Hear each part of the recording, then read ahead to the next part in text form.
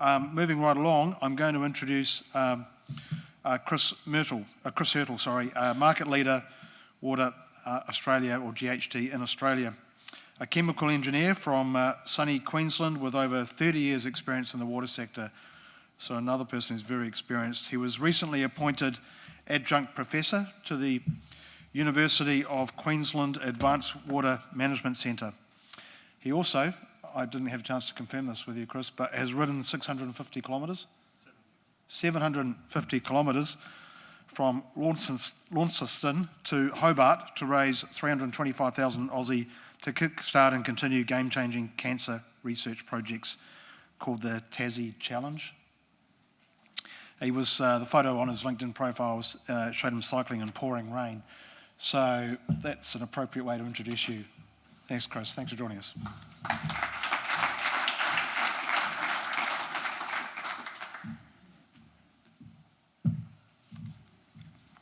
Thanks for that. You've got to watch what you put on your LinkedIn profile, don't you?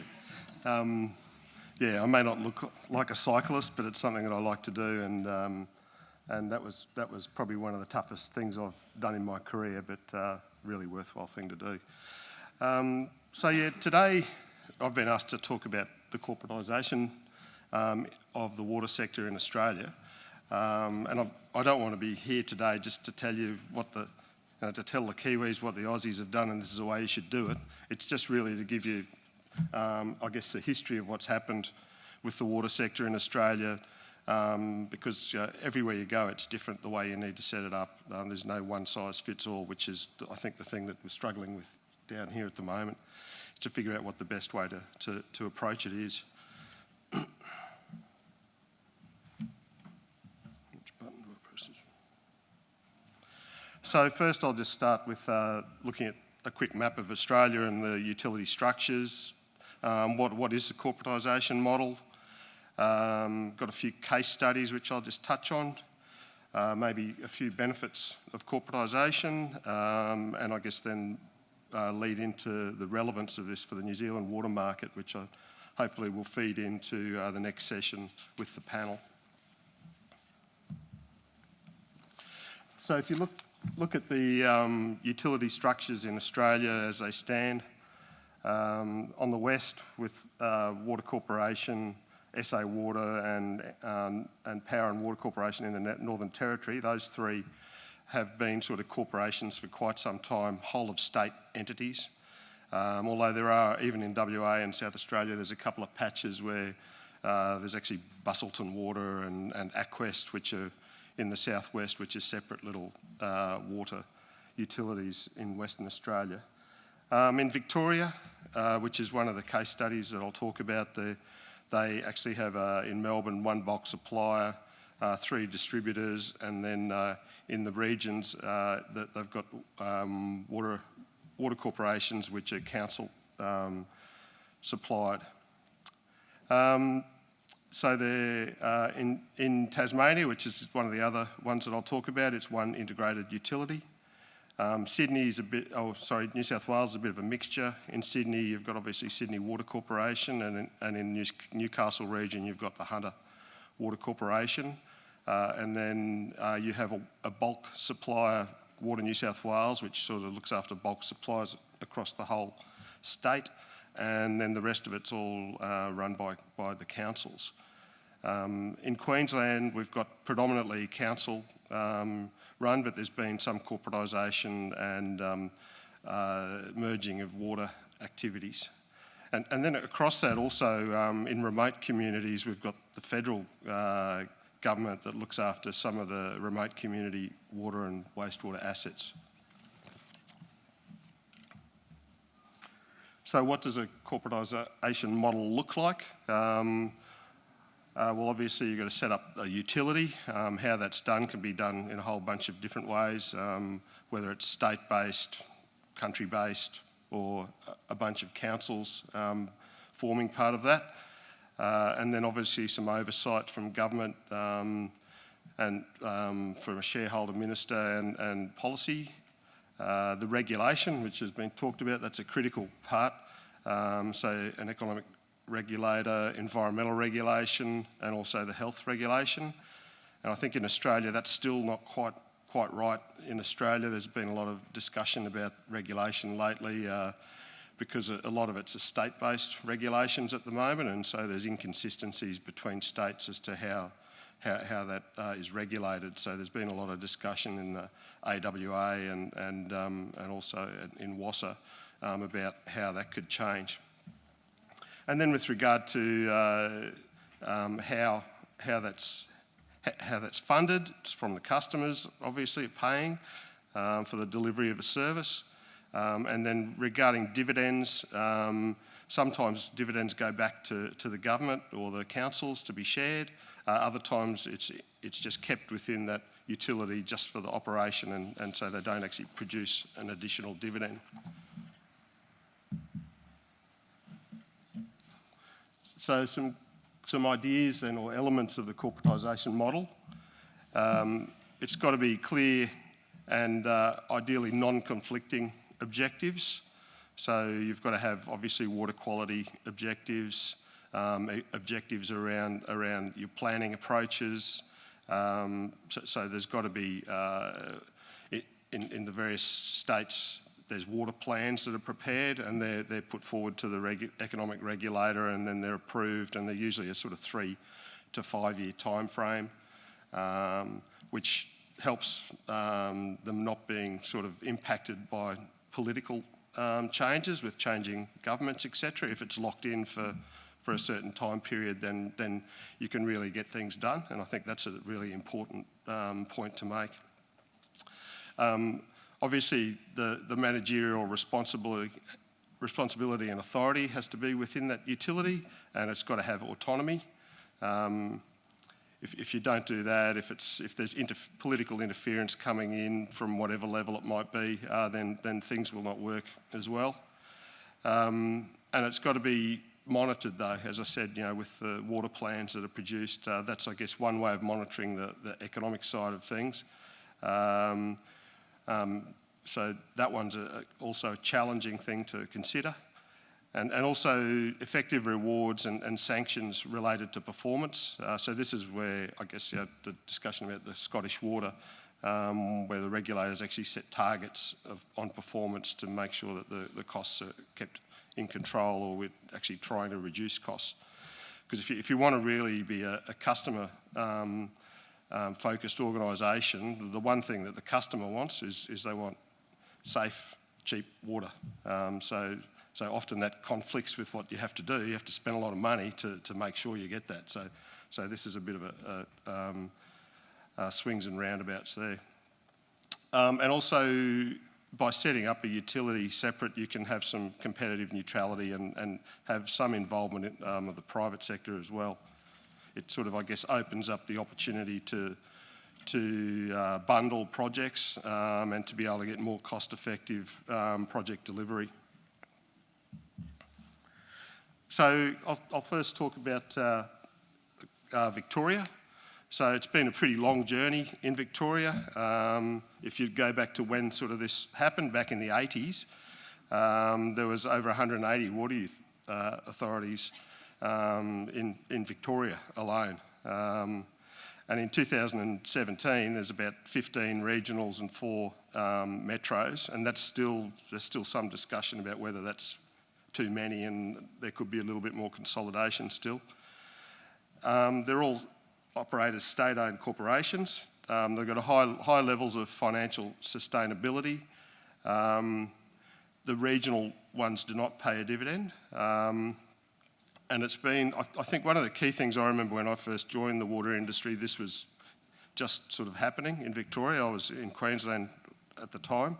But one of the key areas there was, back when we had drought issues sort of in the 90s, 2000s, there was a lot of outbreaks of blue-green algae, so water quality issues in Victoria, and it was in areas where there were council-run organisations, it was very difficult for them to address that because there was a fair bit of money to be spent to fix it up.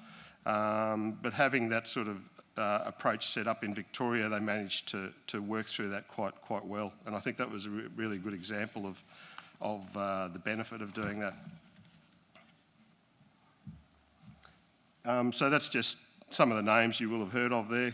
So we've got sort of the regional ones down the bottom. They're sort of some of those are sort of very irrigation focused. So they're not just supplying urban water. Some of them are supplying irrigation water as well. And then the ones up the top, you've got the ones in the urban area: Melbourne Water, South East Water, etc. So to Queensland, which is where I hail from, and actually my first job was with Brisbane City Council back in the 80s, and at that stage Brisbane City Council looked after the water supply and sewerage, and then that moved, they corporatised sort of and became Brisbane Water, and now they've taken over the water and wastewater assets of a number of councils, 5 councils, and bundled that into Queensland Urban Utilities. And in South East Queensland, you've got a bulk supplier, SEQ Water, and then you've got Queensland Urban Utilities looking after the water reticulation and the wastewater collection and treatment. And then sort of north of Brisbane, you've got 3 council waters have come together to form Unity Water. I think the important thing in this particular restructure is that the boards that they have a very strong skill base on the boards. As mentioned earlier, that was an important thing to take into consideration. And they're also driving a very strong innovation platform, which is bringing out some good outcomes for the sector. They do have commercial dividends which are paid back to the councils, and the remaining in Queensland are council run, but they do have a fair bit of scale, and there's some interesting approaches happening with particularly in North Queensland, where there's alliances between a number of councils so that they can get some scale about what they're doing, and so they can drive down costs, particularly around, say, buying chemicals and things like that. So they get a bit of buying power by combining together. And the next one is Tasmania, which I think is probably the one that New Zealand sort of looks to quite a bit as an approach. So it's interesting. The population is very small in Tasmania, and it started off with 28 local councils not that long ago looking after water, and they were pretty poorly performing. For various reasons, they didn't jump straight to a single water utility. It was probably more about a more political reason, how it went to 3 water utilities to start with, which are owned by the councils. You can see the names there.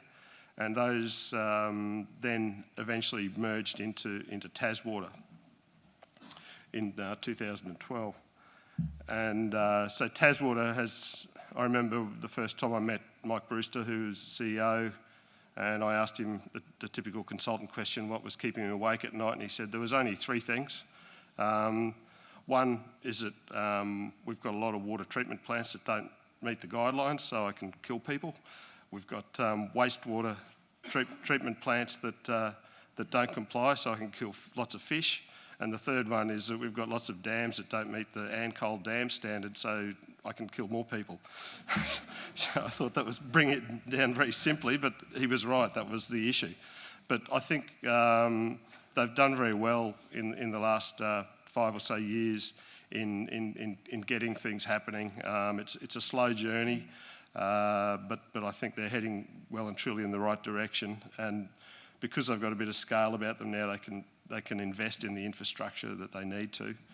And it's, you know, it almost sort of got impacted recently because the state government tried to take over from the councils, and there was a bit of a barney about that, and it seemed to be, that sort of took their eye off the ball for a while, but the focus is back now, and I think they're moving forward quite well. So I think just to touch on on the benefits of corporatisation. I've probably outlined most of them as I've been talking. But certainly I think a key one is that you do get a very commercial focus having this approach for water and wastewater assets. You've got the ability for effective regulation and planning. It's a lot easier, I think, when you don't have to deal with so many entities. But still, you know, the way that's set up, I think is important to make it work. Certainly we've seen, and you know, from, I guess, my perspective I'm giving today is from a consultant side, so certainly we've noticed working with larger water utilities is always much easier because they've got a lot more visibility about what they're doing. They've got water plans, so you can understand what's coming up as far as their capital expenditure. And you know, for a provider to a water utility, that's really important, because if we want to provide them a good service, we've got to make sure that we've got the staff and the capability in-house to be able to help with them. And similarly, you know, the contractors like to see that visibility as well. It gives them a bit more confidence that they can set up a business and grow a business in the region. As I said, yeah, the economies of scale is really a key driver. And an important benefit is obviously trying to separate policy, regulation and service delivery. So what does that mean for New Zealand? Well, I think consolidation will certainly allow for provision of a better service. You know, as I mentioned earlier, the experience with Victoria and the water quality issues that they had back in the late 80s, early 90s. Allowing economies of scale to upgrade infrastructure. That can be certainly seen with Tasmania, where they're actually spending quite a bit of money now on getting their... they've got a number of boil water alerts on small townships, but that's actually starting to decrease as they're working through a program of improving water quality across Tasmania. I briefly also mentioned about the alliances of small councils to get that critical mass and buying power. That's certainly been something that it could form part of this, I think. And certainly before mentioned about cross-subsidisation, that's obviously a big issue in Australia as well, where you've got, particularly if you look, say, at you know, the Water Corporation, for instance, in Western Australia, they've got, obviously most of the people live in the southwest, most in Perth, and there's a lot of remote areas which need to be serviced, and still to be able to provide safe water and wastewater services. The city of Perth ratepayers have to subsidise that, because you just can't cover it with the rate base that's out in those areas. And I think something else because, you know, trying to include the three waters is really, I think, an important thing. And New Zealand's in a great position, I think, now that you know, there's change going to happen. And I think because three waters has been embedded in the thinking in the water industry in New Zealand for quite some time, I think some sort of whole of catchment approach or number of catchments might be a good way to do that, because that will really enable you to not just look after water and wastewater, but also integrate stormwater and potentially the flooding side on a catchment style basis, rather than just having it as a regional council. It might be difficult because councils might cross over catchments, but I think it might be a good time to try and look at something like that. If you really want to, you know, have a step change and do something very different, I think that could be a really good way of doing it. And that's where I think you can really get the iwi involved as well. So that's something that's very important to have that side of it done. So, and then of course, you know, as has been mentioned already, the amount of money that needs to be spent on water and wastewater assets. You know, by having some sort of consolidation, it's probably really the only way that you're going to be able to achieve this. So, thank you.